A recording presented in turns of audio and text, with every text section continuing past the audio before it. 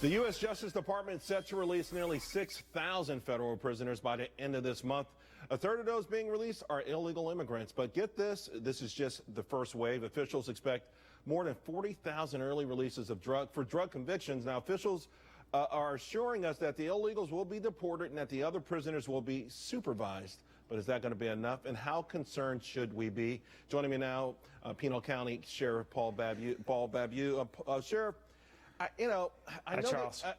Nice to talk to you. By the way, we'll get a chance. Well. I'll ask you about your run for elected office. But first, let's talk about the President of the United States. And, he visited a federal prison recently. He's been very outspoken on prisoners and terms. And I think this is a setup. We talked about 40,000 more prisoners, but I think somewhere toward the end of his term, we're going to see something historic with respect to how many prisoners this administration tries to release.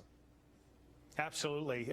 Barack Obama, Charles, has led the largest prison break in American history. 67,000 prisoners. These are criminal illegals that have been released onto our streets in America. And instead of visiting the prison to talk about how harsh we are with these prisoners, why doesn't he meet with Steve Ronenbach and Sabine Durden and Marianne Mendoza, whose children have been killed or murdered by criminal illegals? Why doesn't he meet with just one of them and hear their voice and their pain, American citizens, instead of trying to stand up for these illegals and stand up for criminals and quote their rights? It's outrageous. Well, there's been a progressive movement for well over a decade. It was somewhat stealth. It's out of the shadows now, and there's no mistake. The big goal here is to get felons the right to vote, and I think there are a couple of states now they can do it. But ultimately, we're talking about another 3, 4, 5 million potential voters. A lot of people presume they'll be Democratic voters.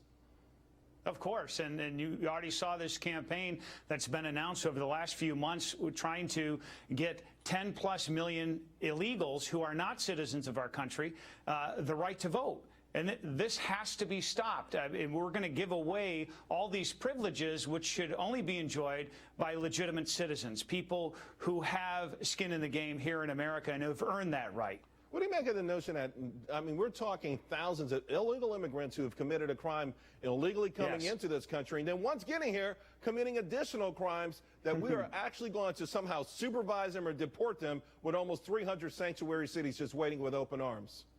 Right. It's not going to happen. I can tell you, you do not have to be the sheriff to figure this out. When last year alone, 193 convicted murderers, who, by the way, are not from America, were released into our communities, one of which, a Russian, right in my community in Payne County, Arizona, who had stabbed a criminal informant, poured gasoline on him, lit him on fire while he was still alive to kill him, and they just released him instead of sending him back to Russia. And the lame excuse we get from the Obama administration is, well, we didn't have proper travel documents.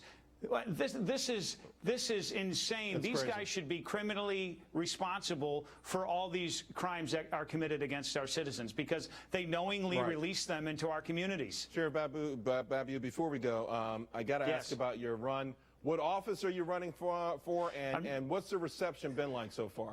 It's been outstanding because I'm an oath keeper. Any promise that I've made, I've kept, and that's a novel concept for those who run for office. I'm running for Congress in Congressional District 1, which is an open seat.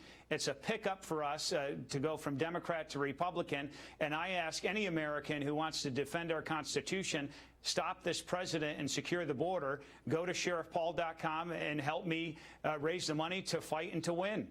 Sheriff Paul, I appreciate everything that you do. We thank you for your service and good luck with your run. Appreciate it. Thanks. Thank you, Charles. I appreciate you. Sticking with politics, guys, a new poll shows that Joe Biden may have